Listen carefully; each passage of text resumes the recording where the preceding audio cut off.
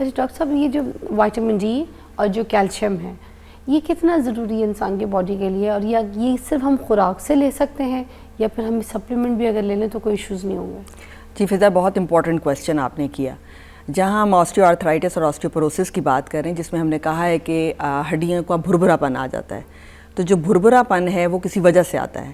جسے ہم شروع میں بات کر رہے تھے بیلنس ڈائٹ کی، جب بچہ شروع سے ہی بچپن سے ہی بیلنس ڈائٹ نہیں لے رہا اور وہی ایڈوانسنگ ایج کے اندر آیا ہے، تو آپ سوچئے کہ اس کا پہلے ہی فاؤنڈیشن صحیح سے نہیں بنا.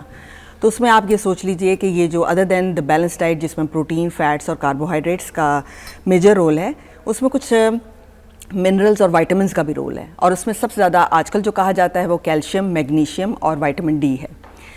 یہ بات سمجھنے کی ہے کہ ہمارے ہاں وائٹامن ڈی کا سپلیمنٹ جب پیشنٹ آتے ہیں تو ہم ان کو پرسکرائب کرتے ہیں ان کی ڈیلی ریکوائرمنٹ کے حساب سے. اور یہ سمجھنا ضروری ہے کہ ہر ایج کی ریکوائرمنٹ ڈفرینٹ ہے.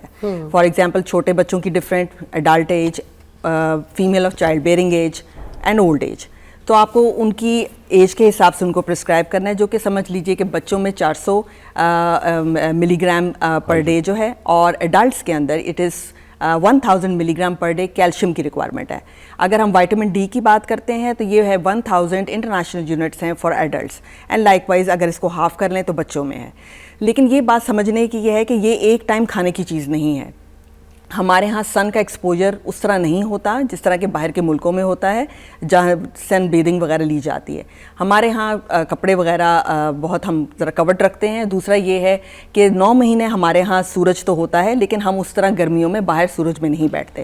تو یہ سمجھنے کی بات ہے کہ وائٹامن ڈی ایک ہارمون بھی ہے اور ایک وائٹامن بھی ہے، اور یہ جسم کی جھلی یعنی آپ کی سکن کے اندر بنتا ہے، اور جو یہاں سے ایکٹیو ہوتا ہے اور پھر اس میں لیور کی اس کی میٹابولزم ہوتی ہے اور یہ ایکٹیو ہوتا ہے. جب یہ ایکٹیو ہو جاتا ہے تو یہ وہ واحد وائٹامن یا ہارمون آپ سمجھ لیجئے جو کیلشیم اور میگنیشیم جو آپ ڈائٹ میں لے رہے ہوتے ہیں اس کو یہ پہچانتا ہے اور اس کو پکڑتا ہے اور ہڈیوں کی طرف لے جاتا ہے.